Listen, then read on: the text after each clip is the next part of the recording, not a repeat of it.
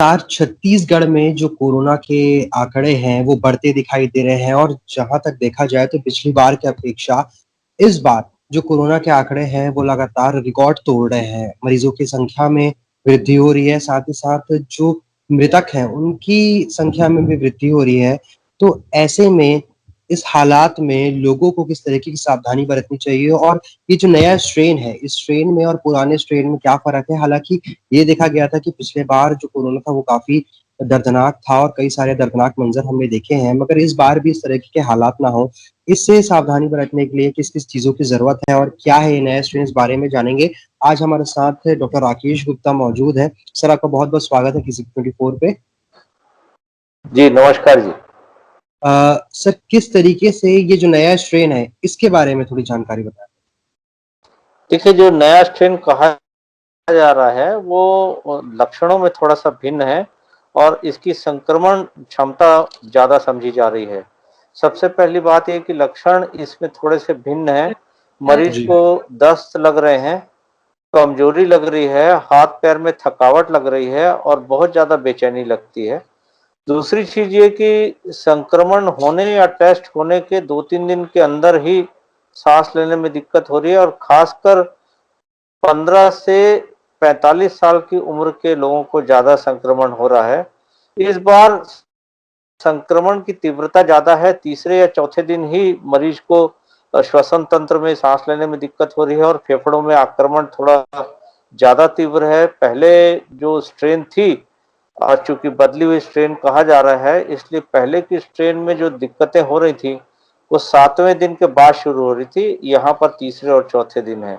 सावधानी में सबसे महत्वपूर्ण चीज़ ये है कि जो कोरोना संक्रमण गाइडलाइन हमें बताई गई है, उसको पालन करना जारी रखना है। किसी ने टीका लगवाया है, उसे, जिसने नहीं लगाया है, उसे भी। ये जो जो लोग ये टीका समझ लगा रहे हैं कि कोरोना ये जो वैक्सीनेशन हमारा टीका हो गया लगाने की है।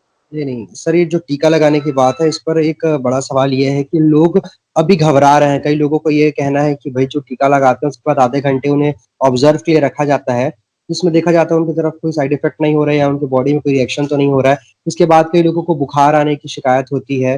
तो इस चीज़ से लोग काफ़ी डर रहे हैं और इस डर के कारण टीका नहीं लगवा रहे हैं।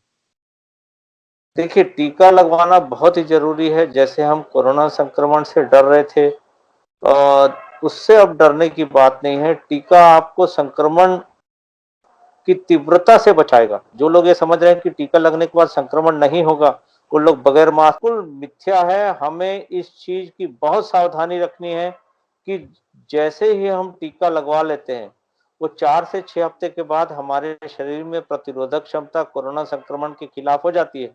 लेकिन ये अलग-अलग व्यक्ति में प्रतिरोधक क्षमता अलग-अलग है। आपको इसके बाद कोरोना जी। संक्रमण नहीं होगा, ये अपने आप में बिल्कुल गलत धारणा है। आप ये समझ लीजिए कि आप सोशल गाइडलाइन का पालन नहीं करेंगे, तो आपको कोरोना संक्रमण नए स्ट्रेन से होगा और इसकी तीव्रता कम होगी, लेकिन आप ये समझेंगे कि आपने कोरोना संक्रमण पर विजय पा ली है। ये आप अपने मन से बिल्कुल निकाल दीजिए। आपका परिवार, आप सुरक्षित रहें, इसके लिए ज़रूरी है कि आपको कोरोना संक्रमण गाइडलाइन जो बताई गई है, वो पहला कवच है कोरोना संक्रमण से को रोकने के लिए। सर एक बात और कि जो पहले से पहले जो कोरोना की लहर आई थी, उससे लोग ये कह रहे थे कि सबसे ज़्यादा खतरनाक बताया गया था। अब ये जो नया स्ट्रेन आया है, इस नए स्ट्रेन में ऐसे कौन से लक्षण हैं जो इसे अलग बनाते हैं पहले वाले से? देखिए, एक तो लक्षण जैसे मैंने पहले बताया कि इसमें दस्त लगती है, हाथ-पाँव में बहुत कमज़ोरी लगती है, बुखार थोड़ा-सा कम है इसमें, कम प्रतिशत मरीज़ों में देखने को मिल रहा है, लेकिन बुखार भी आता है। तीसरे-चौथे दिन बुखार आ जाता है, पहले 5वें, 6वें, 7वें दिन बुखार आता है। दूसरा ये लक्षण की भिन्नता के अलावा तीव्रता बहुत ज़्यादा है, बहुत तेज़ी से शरीर में आक्रमण करता है, श्वसन तंत्र तीसरे और चौथे दिन आपका ऑक्सीजन सैचुरेशन कम होने लगता है और सबसे महत्वपूर्ण बात यह है कि बदलते लक्षण के कारण लोग ये समझ रहे हैं कि मौसमी बुखार है। यदि आपको मौसमी बुखार की संभावना लग रही है, तो भी आप टेस्टिंग कराने से नेगेटिव होंगे, तो आप ये समझेंगे कि ये मौसमी बुखार था, कोरोना संक्रमण नहीं। ऐसे मरीजों को जो संभावित कोरोना संक्रमित मरीज हैं, उनको भी, और जो कोरोना संक्रमित नहीं है, जिनको ऐसा लगता है कि कोरोना संक्रमण नहीं है, उनको भी टेस्टिंग की ज़रूरत है। अभी हमें 2 तरफ से स्ट्रैटेजी बनानी होगी, नीति बनानी होगी। सबसे पहले हम ज़्यादा से ज़्यादा टेस्टिंग कराएँ और दूसरा ज़्यादा से ज़्यादा वैक्सीनेशन कराएँ, ताकि ज़्यादा से ज़्यादा लोग कम संभावित संक्रमण की तरफ जा सकें और उनकी तीव्रता संक्रमण की कम हो सके। एक बात और है, जैसे आपने मौसमी बुखार का ज़िक्र किया, उसके साथ जो अस्पताल है वहाँ पे अब बेड की कमी हो रही है, लगातार जो है मरीज़ ज़्यादा बढ़ रहे हैं। तो ऐसे में जो लोग होम आइसोलेशन प्रेफ़र कर रहे हैं कि हम घर पे ठीक हो जाएँगे, उनके लिए कौन-कौन सी हिदायत है? देखिए, इसमें सबसे बड़ी चीज़ है आप मास्क पहनना ज़रूरी है। यदि आप घर में 5, 6, 7 सदस्यों के साथ आपस में बात करें, तो मास्क भी लगाना ज़रूरी है, आपस में भी ये बहुत ज़रूरी है। आप एक टेबल पर बैठकर परिवार के सारे सदस्य खाना ना खाएँ, ये भी बहुत महत्वपूर्ण है। हम लोग भारतीय संस्कृति में ज़्यादा लोग हाथ से खाते हैं और छत्तीसगढ़ के लोग तो ज़्यादातर लोग हाथ से ही खाना खाते हैं। दूसरा ये कि खाना खाते समय जो लोग टेबल में बैठ के बात करते हैं, एक व्यक्ति से दूसरे व्यक्ति में टेबल की लंबाई और दूरी इतनी कम होती है कि कोरोना संक्रमण जाने का बहुत बड़ा खतरा रहता है। इन सब चीज़ों से बचना है। आपको किसी प्रकार की कमजोरी या दूसरे लक्षण लग रहे हैं, तो टेस्टिंग कराना बहुत ज़रूरी है, ताकि आप संभावित मरीजों से अलग हो सकें।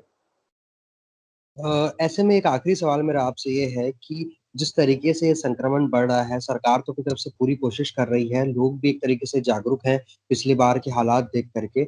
मगर जिस तरीके से स्ट्रेन काम कर रहा है, तो लोगों के लिए भी पहचानना काफ़ी मुश्किल हो जा रहा है कि कैसे बचाव करें, किस तरीके से। तो एक मास्क तो बहुत ज़रूरी है, पहली बात। दूसरी बात ये उठती है कि अगर मौसमी बुखार है या उसके बजाय भी कई लोगों में ये देखा गया है कि बुखार नहीं आ रहा है, लक्षण उतने ज़्यादा दिखाई नहीं दे रहे हैं, पर अगर टेस्ट कराने में वो पॉज़िटिव पाए जाते हैं।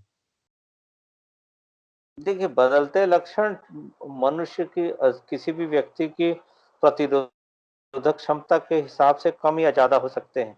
यदि ज़्यादा उम्र है या पहले से कोई बीमारी है, तो लक्षणों की तीव्रता स्वाभाविक रूप से ज़्यादा होगी, क्योंकि व्यक्ति में प्रतिरोधक क्षमता कम है।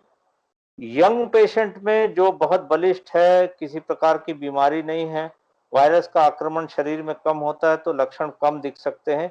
ये बहुत स्वाभाविक सी प्रक्रिया है, लेकिन दोनों में संक्रमण है, दोनों में इलाज एक जैसा होगा, जल्दी से जल्दी होना ज़रूरी है। आप अपने परिवार से दूर हो जाएँ, टेस्टिंग पॉज़िटिव होने के बाद सारे सदस्यों को आगाह करें, जो पिछले कुछ दिनों में आपके संपर्क में आए थे, वो भी टेस्टिंग करा लें। और संक्रमण फैलने का सबसे अच्छा उपाय अपने आप को अलग करना और जल्दी से जल्दी टेस्टिंग कराना है। तो ये थे हमारे साथ डॉक्टर राकेश गुप्ता। सर, आपका बहुत-बहुत धन्यवाद। कोरोना पे जो नई स्ट्रेन है, इस पे जानकारी देने के लिए और किस तरीके से लोगों को सावधानी बरतनी है, इसके बारे में आपने बताया। तो मास्क ज़रूर पहनें, जो सर ने बताया है, उन चीज़ों का पालन करें और साथ ही साथ ये ध्यान रखें कि वैक्सीनेशन और टेस्टिंग बहुत ज़रूरी है, क्योंकि आप अगर ये नहीं कराते हैं, तो आप अपने लिए भी खतरा पैदा कर रहे हैं, आस-पास के लोगों के लिए भी और अपने परिवार के लोगों के। अगर आपके घर में कोई छोटे बच्चे या बुज़ुर्ग हैं, तो इस बात को गंभीरता से लें, टेस्टिंग कराएँ और तुरंत वैक्सीनेशन कराएँ, ताकि इस खतरे से आप और आपका परिवार और समाज के लिए आप एक भला काम कर सकें। लगातार कोरोना से जुड़ी जानकारी के लिए टिप्स 24 में हम आपके साथ बने रहेंगे।